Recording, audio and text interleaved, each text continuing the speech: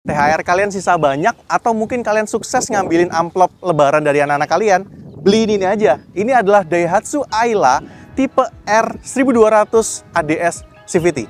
Yuk kita bahas yuk.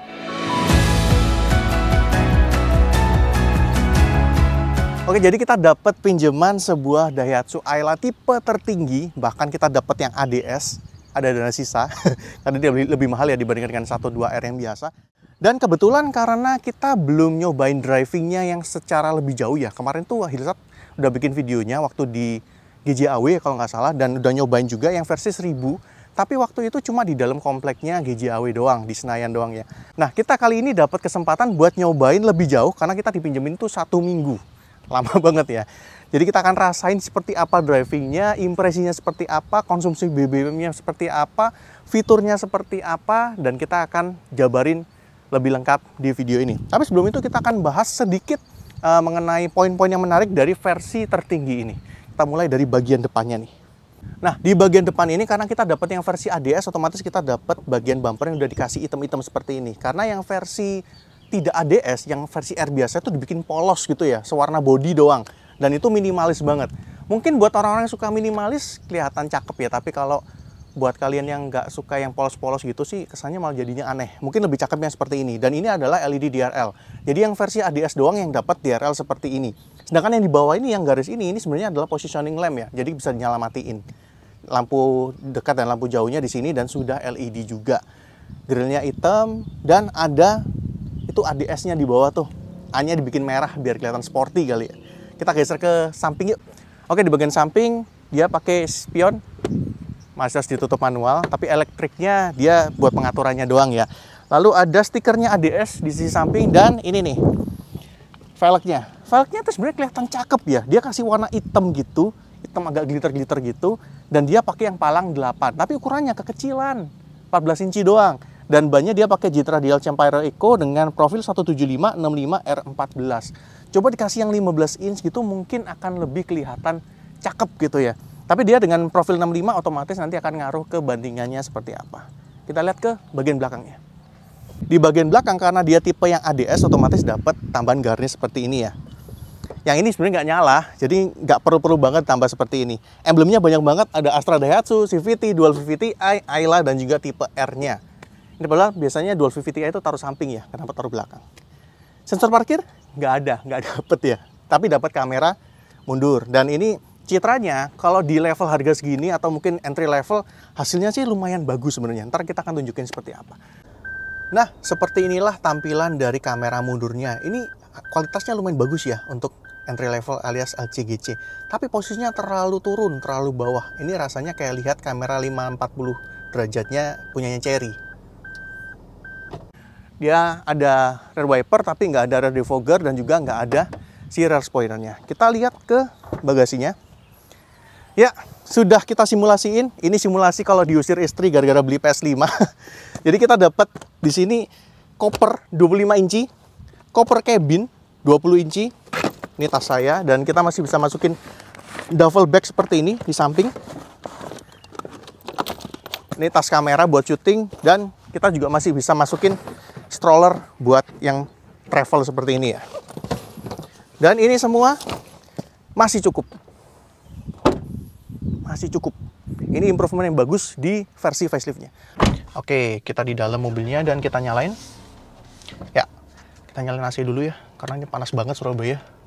Nah, ada beberapa detail juga menarik dari interiornya yang saya mau bahas. Pertama, dia pakai panel instrumen itu yang retro ya, atau bisa dibilang jadul ya. Sebenarnya karena dia pakai warna orange ini, ngingetin kita sama, kalau nggak salah waktu itu Avanza yang awal-awal juga semua orange kayak gini ya. Dan MID-nya cuma di sebelah kanan, kecil banget, tapi at least dia tuh punya indikator buat pintu itu individual, termasuk di bagasinya. Ini bagus ya. Nah, selain itu, dia juga punya seperti average konsumsi BBM, real time konsumsi BBM, dan juga eco indikator. Jadi kalau kalian mau driving yang eco driving gitu, itu bisa di guidance lah ya. Lampunya dia nggak auto ya, jadi harus nyalain sendiri. Dan di kanan ini ada tombol buat VSC, itu yang positif, yang bagus. AC-nya dia sudah pakai mekanisme yang digital. Mekanismenya ya, bukan AC digital climate control, nggak ada pengatur arah semburan, defogger juga nggak ada. Paling nggak ada push start stop button. Dan kalau kalian mau connect ke Apple CarPlay dan Android Auto-nya itu harus wire pakai kabel yang ada di glove box-nya. Nah, saya mau tunjukin sesuatu yang menarik ya, yang unik ya.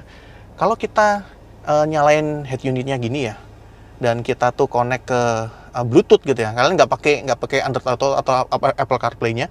Kalau kalian pencet di media, tulisannya selalu no device. Padahal biasanya kalau kita connect Bluetooth, kepengen nyetel lagu di Bluetooth itu pakai media ya. Caranya ternyata kita harus masuk ke bagian yang phone dan pilih yang musik. Itu saya tuh ada setengah jam kali cari-cari ini baru ketemu. Karena awalnya nggak pakai yang Android Auto, karena nggak bawa kabelnya ya. Nah, selain itu dia nggak punya speed sensing door lock. Jadi kalau kalian mau jalan, pastikan kalian kunci dulu ya, seperti ini. Oke, kita mulai jalan naik mobil ini ya.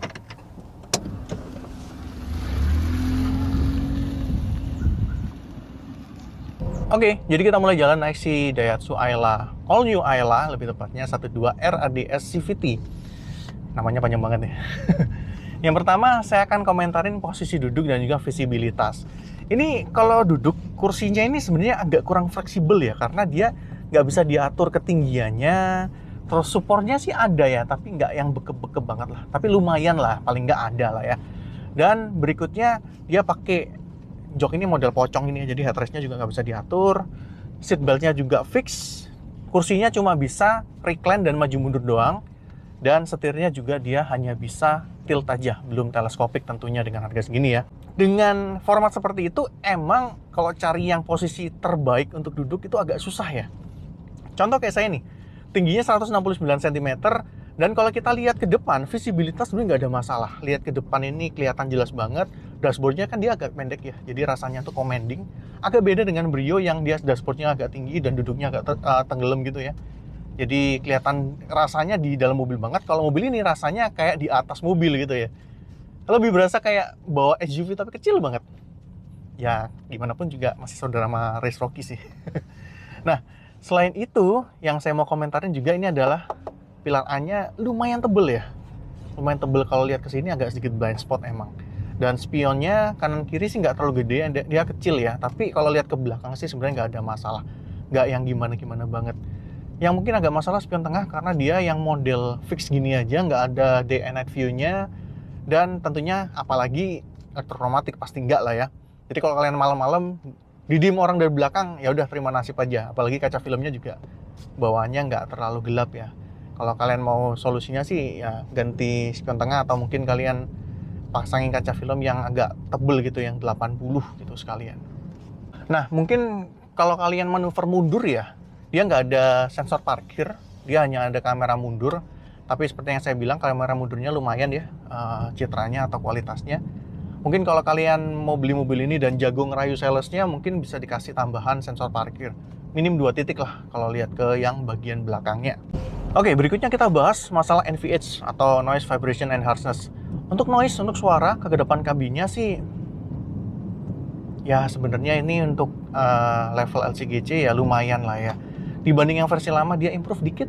Untuk motor-motor, suara-suara motor yang masuk, itu ya tentunya masih masuk ya, tapi sudah bisa teredam dengan lumayan lah. Suara kolong nih masuk banget ya, suara jalannya. Mungkin karena dia pakai ban yang juga agak tebel dan juga ban eco mungkin. Oke, berikutnya kita bahas masalah getaran. 1200 cc, 3 silinder, otomatis getaran tentunya masih ada ya. Ya, walaupun Toyota dan Daihatsu itu pasti sudah cari cara gimana getarannya bisa seminimal mungkin, tapi tetap berasa.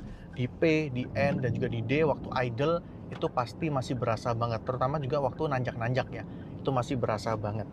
Tapi emang kalau kita udah jalan di kecepatan 20 km per jam ke atas, itu sudah semakin minim. Tapi kalau mau dirasa-rasain sih, tetap aja masih ada getarannya kok.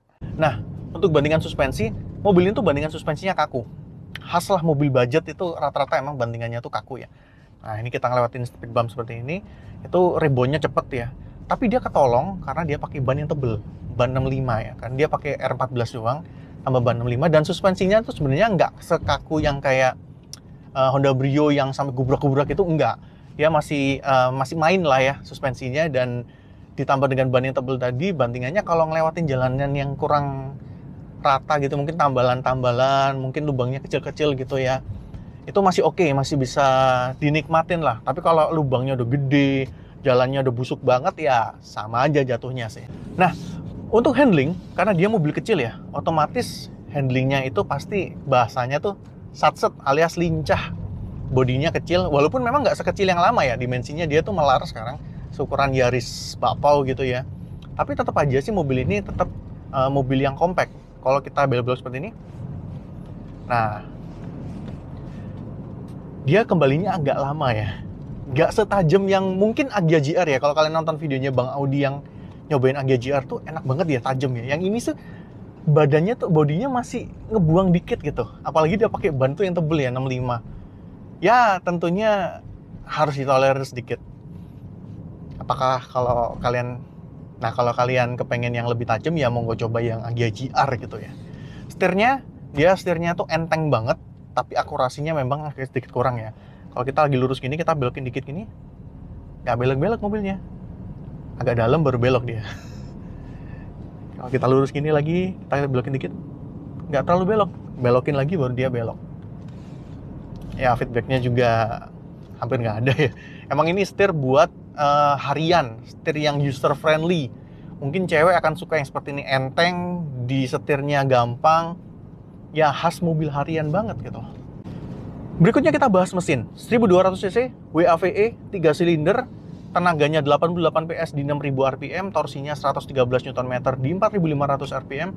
Tentunya ini untuk dalam kota sih sudah lebih dari cukup untuk mobil yang seukuran segini, yang kecil seperti ini ya. Dan kita udah pakai sekitar 5-6 harian, karena kita dipinjemin semingguan ya, cukup lama. Dan buat dalam kota sih emang mobilnya tuh enak.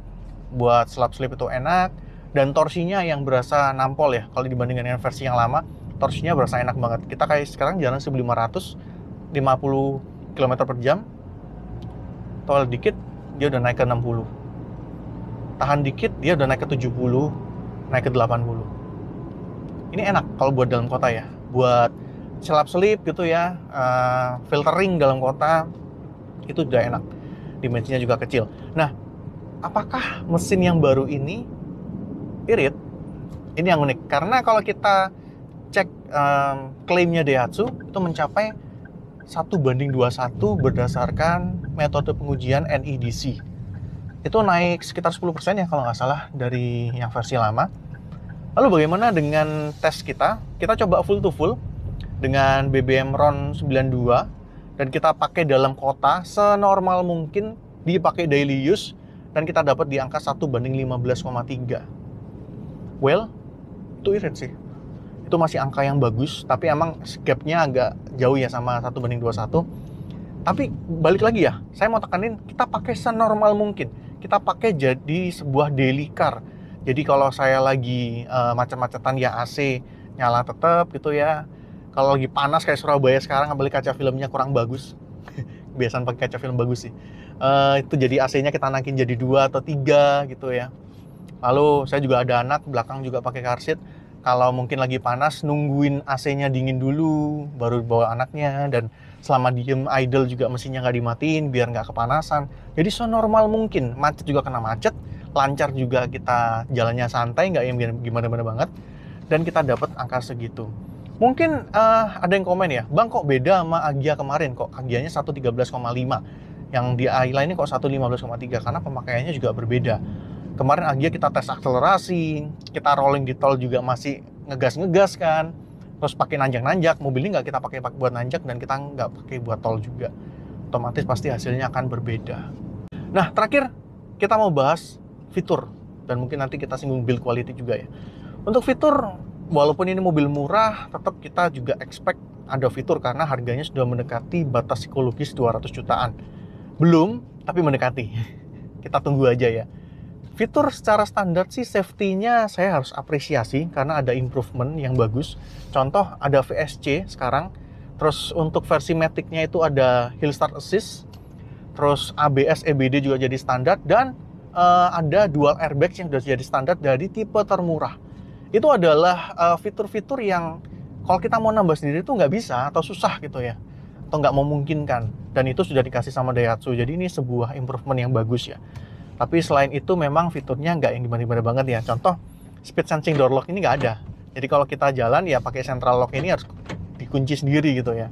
Itu salah satu contohnya. Dan juga ada beberapa yang lain ya, fitur-fitur yang memang di-degrade dari yang versi yang lama, tapi sebagai kompensasinya memang kita dapat mesin baru, platform baru, bagasi yang lebih gede, terus standar safety-nya yang lebih bagus, walaupun balik lagi tadi nggak ada ISOFIX ya, kalah sama Espresso. Dan build quality sih jangan terlalu berharap ya, karena ini semua plastik semua, nggak ada bahan soft touch apapun, warnanya juga warna dasar plastik. Mungkin kalau ada warna yang beda cuma di logo Daihatsu di setir sama ADS di sini doang. Udah, itu aja. So far, ya sebagai mobil pertama sih not bad. Semua standar yang udah diberikan, yang dibutuhkan maksudnya sudah diberikan di mobil ini. Dan kalau kalian memang mau membuktikan apakah cocok dengan kalian atau enggak, monggo kalian test drive langsung. Karena impresi tiap orang itu beda, kebutuhan tiap orang beda, otomatis test drive itu jadi salah satu hal yang krusial sebelum membeli sebuah mobil. Nah, visornya ini unik nih. Kalian cuma bisa pakai segini doang. Kalau kalian tingginya seukuran saya 169 sampai 170-an. Karena segini kalian masih bisa lihat jalan. Kalau kalian segini, udah nyetirnya pakai iman. Mobil depan nggak kelihatan. Mirip sama seperti yang lama juga kayak gitu sih.